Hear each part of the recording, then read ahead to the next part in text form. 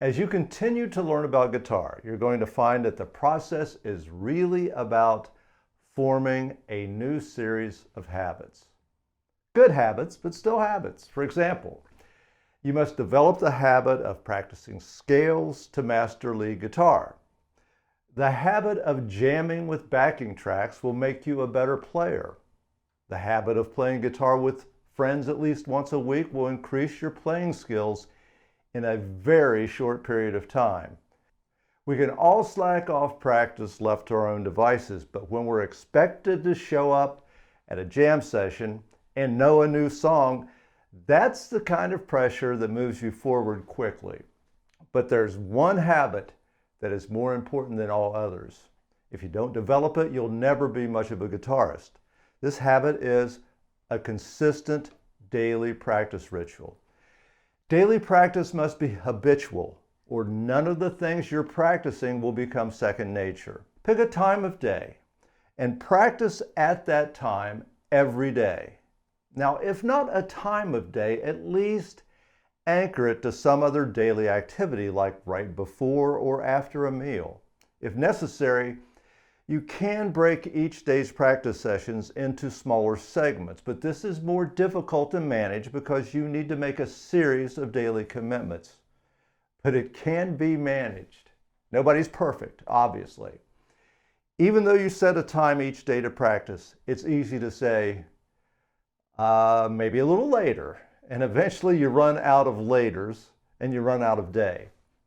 My preference is to practice first thing in the morning before beginning work. However, I take a look at my day, and if something's going on that will make practicing a necessity, I'll let myself off the hook. For example, today, I know that I'm going to be recording the playing exercises for this lesson, and obviously I'll be playing before and after the recording session. So I remain flexible. Just not so flexible that the day passes without at least an hour of practice. In the words of Aristotle, we are what we do every day. Excellence, therefore, is not an act, but a habit. I'm calling the chord progression in exercise 1, Almost There.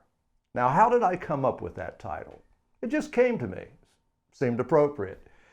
You're just beginning to play guitar and you really are almost there. You're very close to being able to describe yourself as a guitarist.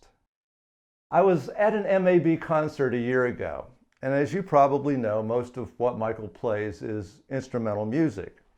And he had this funny bit describing how he named tunes. He said, since there aren't any lyrics, he could call them anything he liked, and he had a point. It's so much better to actually have a name to describe the song rather than refer to it as the AGFE chord progression or exercise 1. Now I'll go over a few things about the recently named song, Almost There. At the top of the page, you'll notice a few chord diagrams.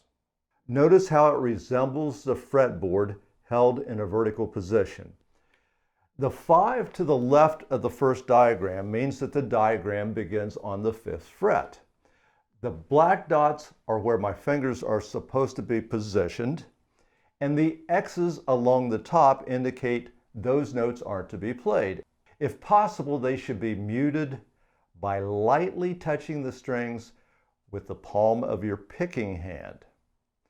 The second chord is a G5, also a 5th type interval, or as we prefer to say, a power chord. Notice the thick black line at the top of the diagram. That shows the position of the nut, so there's no need to list a fret number to the left as in the first chord, the A5. You can see that this one begins on the 3rd fret because you can see the position of the nut. The chords in exercise 1 are shown as whole notes. They each get 4 beats. As you practice this, you may choose to improvise the strumming pattern. I'll add some additional strumming as I play along with the tab. This is optional. I'll play the first half with the tab and you repeat the second half alone. This is a backing track created by DJ Nelson.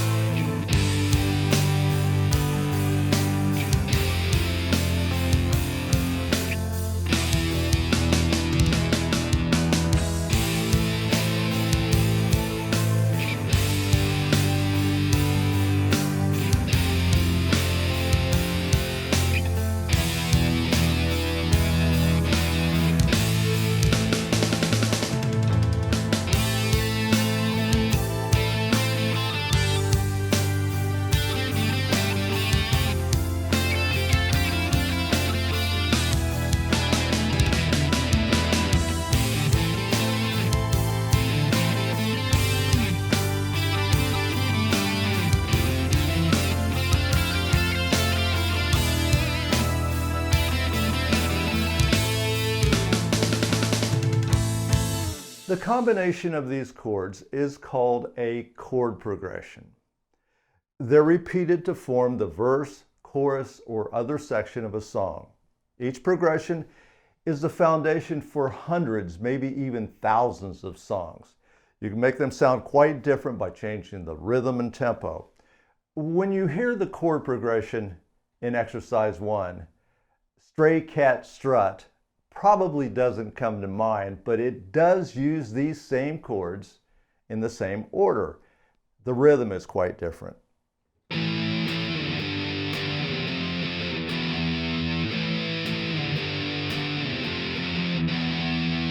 Take a look at the document in your course materials PDF folder labeled Note Names. This isn't an extensive lesson on the subject, but it is an introduction. It's important that you at least learn the note names on the 5th and 6th strings. As a bonus, you also know the note names on the 1st string because they're exactly the same as the 6th string. First, note names are in alphabetical order. A to G, A, B, C, D, E, F, G. Then it starts all over again with the octave. A, B, C, D, E, F, G again. The octave is the same note 12 frets higher. This is the E string, played open, and it's an E note. So I count up 12 frets.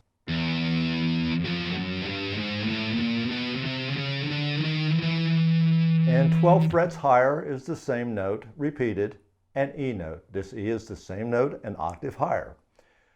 1 fret higher than a note is a sharp. This is an A note, so this is an A sharp. 1 fret lower than a note is a flat. The 6th string 7th fret is a B note, so 1 fret lower than B is B flat. Now you might have noticed this is the same note. So it's A sharp because it's 1 fret higher. It's also B flat because it's 1 fret lower than B. This is a little confusing, but still pretty simple. 1 fret higher is a sharp and 1 fret lower is a flat. It's that simple. So in review, we have notes A to G, then they repeat an octave higher, A to G, and it keeps going on like that. Pick out a note, and 1 fret higher is a sharp, and 1 fret lower is a flat of the same note. Here's the final rule. C doesn't have a flat. It goes straight to B. C to B. F doesn't have a flat. It goes straight to E. E, straight to F. D flat, G, A flat, A, B flat, B, C, D flat, D, E flat, E. The 5th string open is an A note. So, A, B flat, B, straight to C, D flat, D, E flat, E, straight to F, G flat, G, A flat to A, the octave. Learn the name of notes on the 6th string, which begins with an open E, and you know the name of the notes on the 1st string, which is an open E, F, G flat, G. It's just 2 octaves higher. The value of knowing the note names on the 6th string is when someone says play a B power chord, you'll know exactly where it is, but right now you might have to count up the neck, but you'll figure out here's a B. Hopefully before long you won't need to count, you'll recognize the notes. Then there are the power chords with the root note on the 5th string. So this is a C power chord because that's the C root note. Guitar licks are short melodic phrases. Exercise 2 shows how to form a lick from the first pentatonic pattern that you learned last week.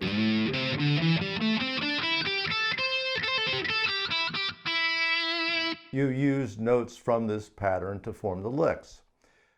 And these licks can be played over any A minor chord progression. Here's the first lick.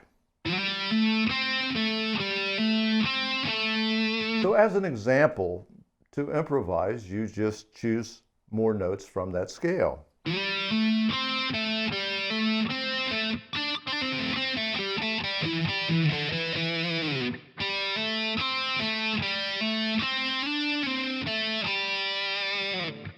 Same with the other 3 licks. Here's the second one.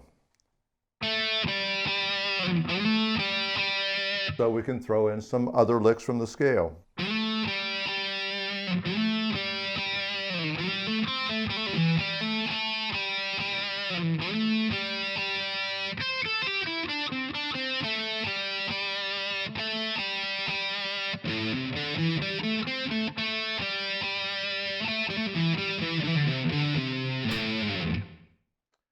I'll play along with the first half of exercise 2, then it's your turn to play the same part. Pick using all downstrokes.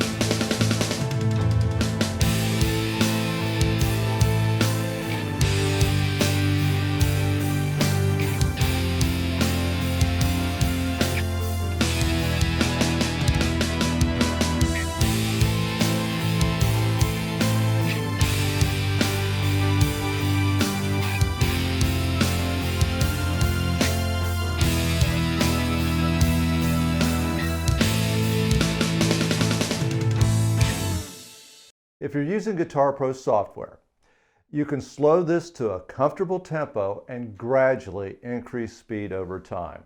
By gradual, I mean increase the tempo by 2 to 3 beats per minute per day.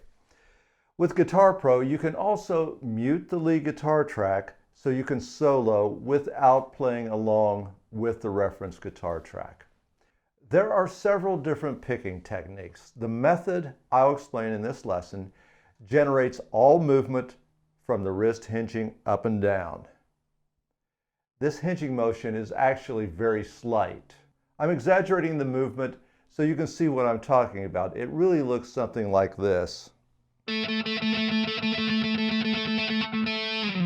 Be certain that there is no movement from the thumb and index finger. You want it to look like this, not like that. The thumb and index finger aren't actually rigid, but there is no flexing either. Use this motion to move the pick using one of 2 different motions. All downstrokes, as you've already learned, like that, or alternating up and down picking, like that.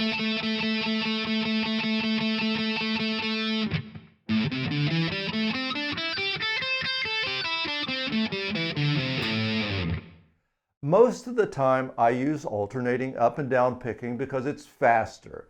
You can play twice as many notes and it sounds smoother. Playing smooth is called legato, but sometimes I want to sound choppy, so I use all downstrokes. Playing choppy is called staccato.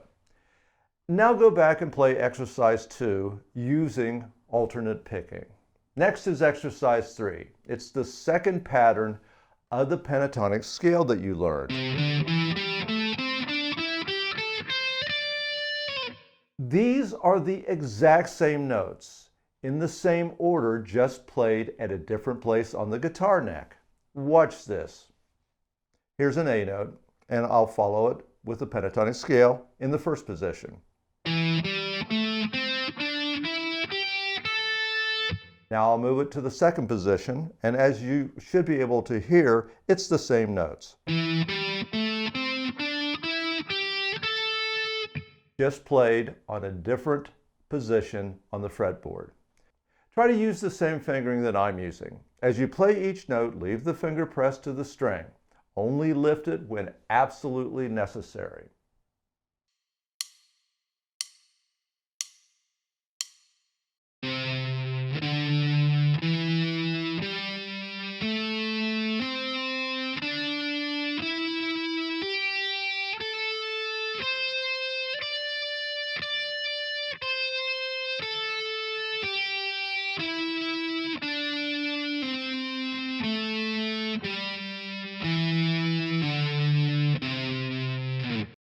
We've now learned two positions of the pentatonic scale. Notice that these two positions are right next to each other and share 6 notes. The notes that they share are these notes here. The pentatonic scale, as mentioned, only has 5 notes. Pentatonic, pent means 5. So each of these patterns has the same 5 notes. The 5 notes may be in different octaves, but they're the same 5 notes. Now this may be confusing. Watch this. Here's A to A, 5 notes. And then A to A, 5 notes.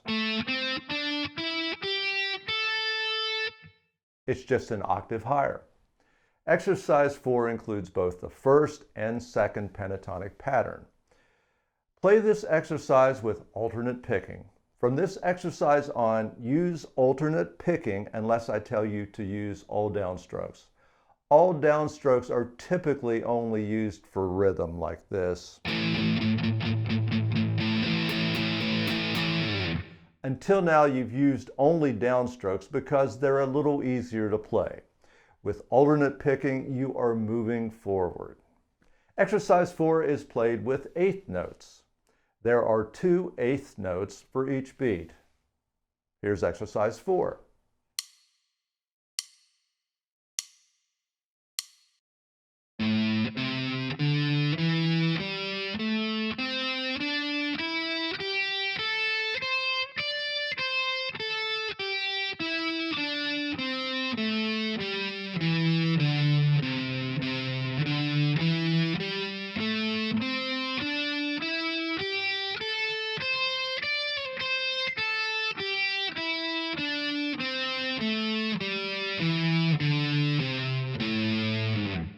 The pentatonic scale has 5 patterns. You've learned 2 and you have 3 to go.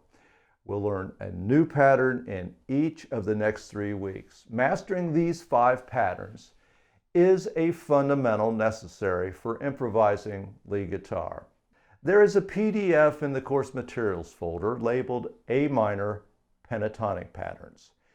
Be sure to print the file and leave it in your practice area so you can focus on more than just the guitar tablature. Notice that each of these patterns has a visual shape associated with it, just like guitar chords. As you practice, glance at the pattern to absorb the visual image. If all goes well, you'll begin to look at the fretboard and visualize these patterns. Once you've got these patterns down, you will begin to understand the fretboard. When you reach the intermediate section of the course, the goal will be to play these faster, much faster. And this is accomplished by massive repetition. You can begin now by playing these patterns while watching TV or some other distraction. Well, that's the end of week 2 of the beginner course. Try to practice an hour each day. Also, go to our forum and look for suggestions of songs that you can begin to learn to play. You're ready to get started. See you next week.